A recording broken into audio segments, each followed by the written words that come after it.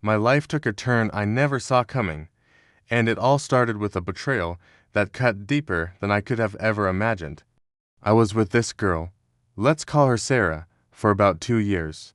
I thought we had something special, something real.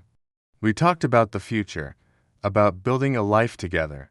I introduced her to my family, including my mom and my stepdad, Richard. Everyone seemed to get along great, maybe a little too great. I started noticing small things at first. Sarah would laugh a little too hard at Richard's jokes. They'd have these inside conversations that I wasn't a part of. When I'd bring it up, she'd just brush it off, telling me I was being paranoid, that he was just being a friendly father figure. I wanted to believe her. I really did. I loved her, and I trusted my family. Why would I think anything else? But the signs kept piling up. There were late-night texts she'd quickly hide. There were times she'd say she was out with her friends, but then I'd hear from them later that they hadn't seen her. My gut was screaming at me that something was wrong, but my heart refused to listen. It's funny how we can ignore the most obvious red flags when we're in love. The moment of truth came one Saturday afternoon. I was supposed to be at a work event, but it got canceled last minute. I decided to head home early to surprise Sarah. As I walked up to my house, the one I shared with my mom and stepdad, I heard voices from the back patio. It was Sarah and Richard. I couldn't make out all the words, but the tone was intimate, familiar. I crept closer, my heart pounding in my chest, and then I saw it. I saw them together, in a way that left no room for doubt. They were kissing, my girlfriend and my stepdad. I felt like the world had just dropped out from under me. I couldn't breathe. It was a physical pain, a punch to the gut that knocked all the air out of my lungs. I just turned around and walked away. I couldn't confront them, not then. I just needed to get away, to process the hurricane that had just torn through my life. I drove for hours with no destination, just trying to outrun the images replaying in my head. When I finally got back home, my mom was there. She knew something was wrong the second she saw my face. The whole story just came pouring out. It was one of the hardest conversations of my life, telling my mom that her husband, the man she loved, had betrayed not just me, but her as well, with my girlfriend. She was devastated, but she was also incredibly strong. She hugged me and told me we'd get through this together. The next day was the confrontation. My mom sat Richard down, and I was there too. He couldn't even look me in the eye. He tried to make excuses, to downplay it, but the truth was out. Sarah arrived later, probably called by Richard. She tried to apologize, to say it was a mistake. But the words that came out of her mouth next revealed her true colors. She started talking about Richard, about how she thought he could give her a certain lifestyle, how he had promised her things. That's when it all clicked. It wasn't just a betrayal, it was a calculated move. Richard had always put on a big show. He drove a fancy car, wore expensive watches, and talked about big business deals. He had painted this picture of himself as a wealthy, successful man. Sarah, it turned out, had fallen for the illusion hook, line, and sinker. She was a gold digger who had seen my stepdad as her ticket to an easy life. The irony was, it was all a lie. My mom, a successful accountant, was the one who managed the finances. She revealed right then and there that Richard was drowning in debt. The car was leased, the watches were fakes, and the business deals were all smoke and mirrors. He had been living off my mom's hard work for years. The look on Sarah's face when she heard this was something I'll never forget. It wasn't sadness or remorse, it was shock, followed by pure, unadulterated anger. She had been scammed. My mom didn't hesitate. She filed for divorce the next week. She kicked Richard out of the house and out of her life. It was a messy, painful process, but seeing my mom take back her power was one of the most inspiring things I've ever witnessed. She was reclaiming her life, and it gave me the strength to do the same. A few weeks later, Sarah started calling me, and texting, and emailing. She was relentless. The apologies came pouring in. "It was the biggest mistake of my life," she'd say. I was confused. "I still love you. Can we please talk?" She tried to paint a picture of herself as a victim, someone who had been manipulated by Richard. But I knew the truth. I knew she only came crawling back because her get-rich-quick scheme had blown up in her face. I ignored every single message. Deleting her number was one of the most liberating things I've ever done. Every notification I dismissed was me choosing myself. It was me saying I deserved better than someone who would see me and my family as nothing more than stepping stones for their own selfish gain. The pain was still there, but with every day that passed, it was being replaced by a sense of clarity and self-worth. I focused on myself, on my work, on rebuilding my life with my mom. We became an incredible team, supporting each other through the fallout. We took a trip together, just the two of us, and reconnected in a way we hadn't in years. I learned a lot during that time. I learned about resilience, about the importance of true character over superficial appearances, and about the incredible strength of family. About a year later, I met someone new. Her name is Emily. It was different from the very beginning. It wasn't a whirlwind of intense passion. It was a slow burn of genuine connection. We talked for hours about everything and nothing. She's kind, intelligent, and has a heart of gold. She's ambitious and works hard for what she wants in life, not looking for any shortcuts. She loves me for who I am, not for what she thinks she can get from me. I told her about what happened with Sarah and Richard. I was nervous, but I knew I had to be honest. She listened without judgment, held my hand, and told me she was sorry I had to go through that. Her compassion sealed the deal for me. It showed me what a real partner is supposed to be: someone who stands by you, supports you, and helps you heal. Today, my life is better than I could have ever imagined. My mom is thriving, happier and more free than I've seen her in years, and me. I am with a woman who is my best friend and my partner in every sense of the word. Sometimes, the worst things that happen to us are just clearing the path for the best things to come. The betrayal I endured was a brutal lesson, but it taught me what to value in people and, most importantly, how to value myself. It led me to a love that's real, built on a foundation of trust and respect, not lies and deception. And for that, in a strange way, I'm grateful. It was a painful journey, but it led me right where I needed to be. Thanks for listening to my story. If you've ever been through something similar, know that you're not alone and that things absolutely can and will get better. Don't forget to like and subscribe for more stories. See you in the next one. Have you ever felt like you truly knew someone, only to discover they were a complete stranger? That's what happened with my best friend, someone I thought I knew inside and out. To everyone, including his wife, he was the perfect guy.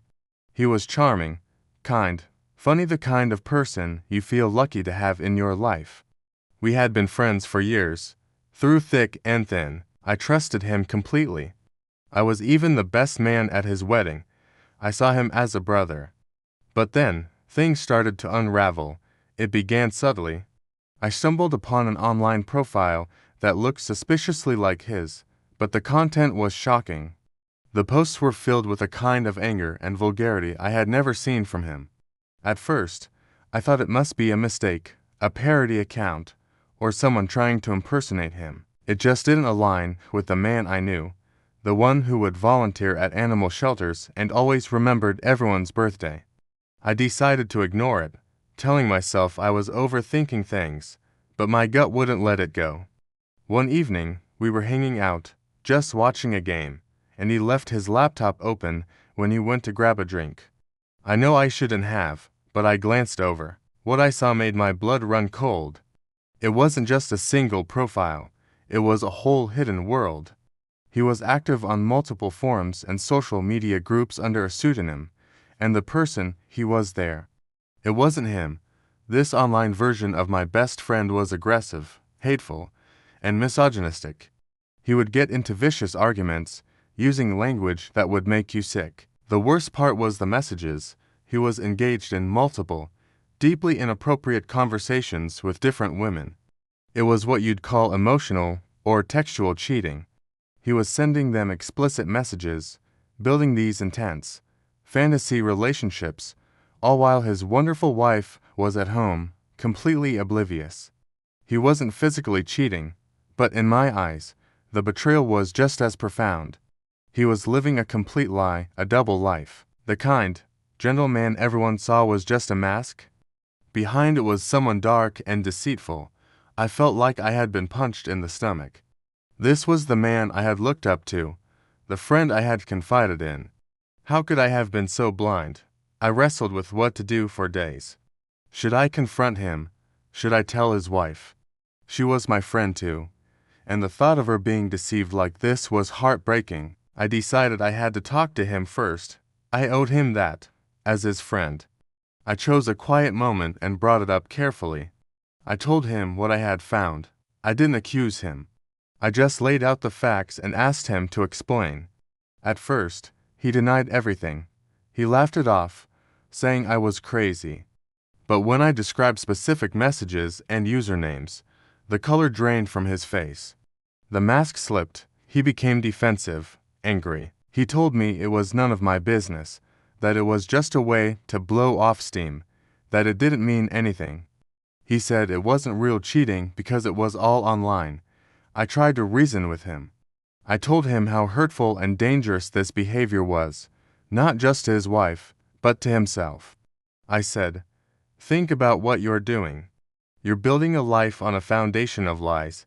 It will all come crashing down." I warned him that if he didn't stop, if he didn't get help and come clean to his wife, I couldn't stand by and watch it happen. Our friendship, his marriage, everything was on the line. He just scoffed at me. He said I was being dramatic and that I should just forget what I saw. He truly believed he could keep his two worlds separate forever. That was the moment I realized I had already lost my best friend. The man standing in front of me wasn't the friend I'd known for years. He was a stranger, someone who prioritized his selfish, online fantasies over the real people who loved him. His lack of remorse was the final straw. He wasn't sorry for what he was doing. He was only sorry he got caught. I told him that I couldn't be friends with someone I didn't respect, someone I couldn't trust. I told him our friendship was over unless he made a real change. He didn't listen. He just told me to get out. Walking away from that friendship was one of the hardest things I've ever had to do. It felt like a death in the family, but what came next was even harder. I couldn't live with the knowledge that his wife, my friend, was being so thoroughly deceived. She deserved to know the truth about the person she was married to. It wasn't my place to make decisions for her, but it was my responsibility to give her the information she needed to make her own. It was a terrifying decision. I knew it would blow up their lives, and our entire circle of friends. I sat down with her and gently, with all the evidence I had, I told her everything. It was awful. Seeing the realization and pain wash over her face is an image I will never forget. As you can imagine, the fallout was immense. Their marriage ended. He lost his wife, and in the process, the perfect image he had so carefully constructed for the world was shattered. Our mutual friends were divided, with some blaming me for ruining his life. They said I should have stayed out of it. But I stand by my decision. Was it my place? Maybe not. But was it the right thing to do? Absolutely.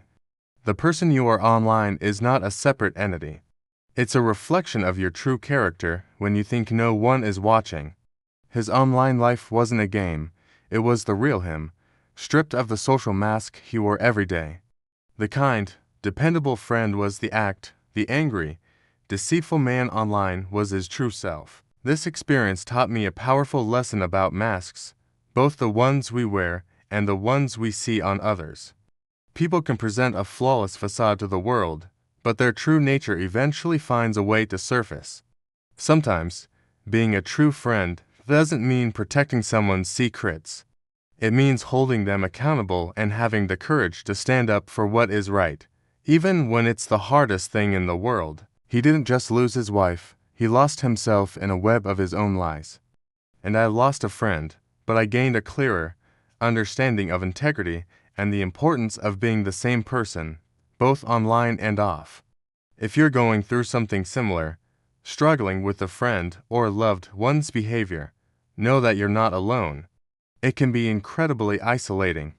It's important to remember that their actions are not your fault. If you're feeling overwhelmed, talking to a therapist or counselor can provide a safe space to process these complex emotions.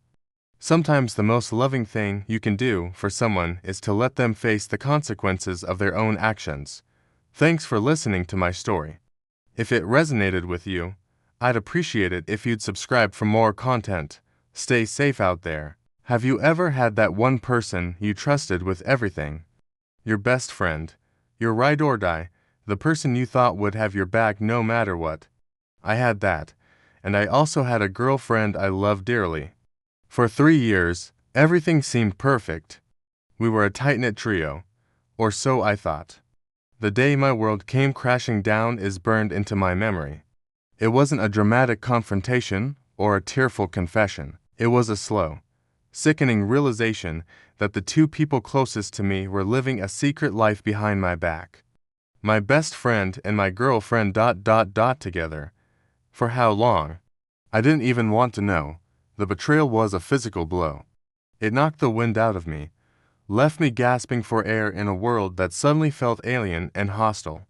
3 years of my life, 3 years of memories, all tainted. Every shared laugh, every late-night talk, every moment of support now seemed like a cruel joke.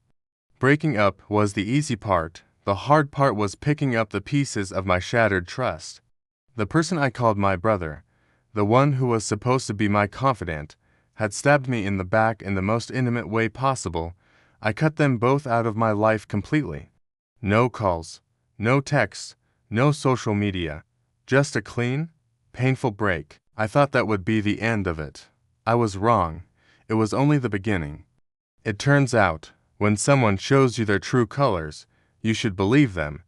My ex-best friend wasn't content with just taking my girlfriend. He wanted to destroy me. We worked at the same company, in the same department. It was a competitive environment, but we had always supported each other. At least, I had supported him.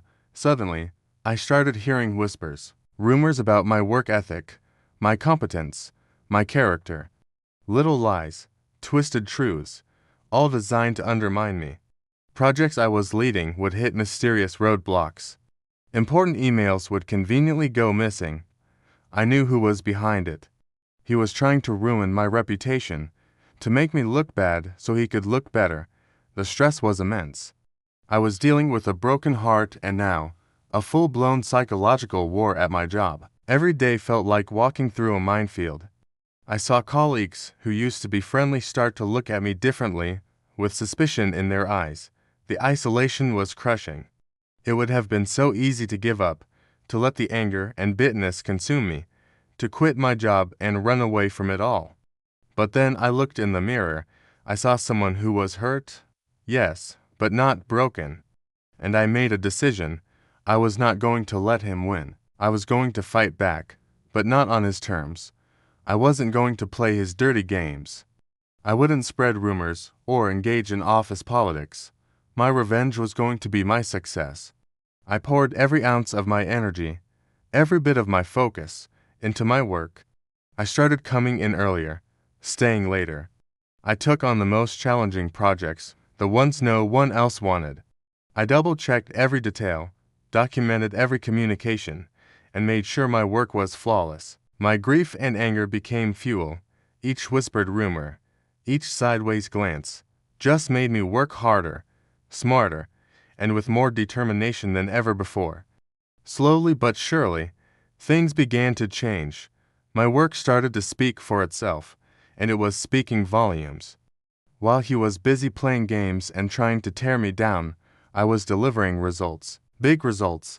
I led a project that had been stalled for months and brought it to a successful conclusion, saving the company a significant amount of money. I proposed a new workflow that increased our team's efficiency by 20%. I wasn't just doing my job. I was excelling. People started to notice. Not just my immediate superiors, but senior management too. They saw the quality of my output, my dedication, and my professionalism under pressure. The rumors my ex-friend had spread started to look ridiculous in the face of my actual performance. You can't argue with tangible results, and as I rose, his position became more and more precarious. His own work started to suffer because he was so focused on sabotaging me. His negativity and manipulative behavior, which he had so carefully hidden, began to surface. The truth has a funny way of coming out, doesn't it? It wasn't one big reveal. It was a series of small moments. A colleague overhearing him bad-mouthing me. A manager noticing discrepancies in his reports. People started connecting the dots. They saw my unwavering professionalism and his constant negativity. They saw my success and his stagnation. The perception in the office shifted entirely. Suddenly, everyone saw their true colors. They saw a woman who would cheat on a loving partner and a man who would betray his best friend and then try to ruin his career out of jealousy. The final act of this drama was almost poetic. A major promotion opportunity came up. A team lead position I had been working towards for years. Both of us were considered for it, but by then, it wasn't even a competition. I had a proven track record of success, leadership, and resilience. He had a reputation for being toxic and unreliable. I got the promotion. It was one of the proudest moments of my life, not just because of the career advancement, but because it was a validation of everything I had been through. I had faced the ultimate betrayal and responded not with hate, but with hard work and integrity. And what happened to him? Well, with his primary target now his boss, his position became untenable.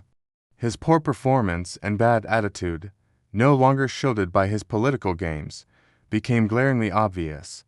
A few months after my promotion, he was let go. I didn't celebrate his failure. To be honest, I just felt a quiet sense of closure. His downfall was a consequence of his own actions. He had built his own prison of bitterness and deceit. As for my ex-girlfriend, I heard they didn't last long. A relationship built on such a weak and deceitful foundation was never going to stand the test of time. Their story became a cautionary tale in our old social circle. Looking back, that painful period was the best thing that ever happened to me. It taught me about resilience. It taught me the true meaning of integrity. It showed me that the best revenge isn't sinking to someone else's level, but rising so far above it that they can't touch you anymore. I lost a friend and a girlfriend, but I found myself. I found a strength I never knew I had. My success wasn't just about a promotion or a bigger paycheck. It was about reclaiming my story, proving that no matter what life throws at you, you have the power to turn your deepest pain into your greatest victory. If you're going through something similar, if you've been betrayed or someone is trying to tear you down, please hear this. Don't let their bitterness become yours. Focus on yourself. Focus on your growth. Let your success be your answer. Build yourself up so high that their negativity can't even reach you. It's a tough climb, but I promise you, the view from the top is worth it. Thank you so much for listening to my story. If it resonated with you, please hit that like button and subscribe for more content. I'd love to hear your own stories of overcoming adversity in the comments below. See you in the next video.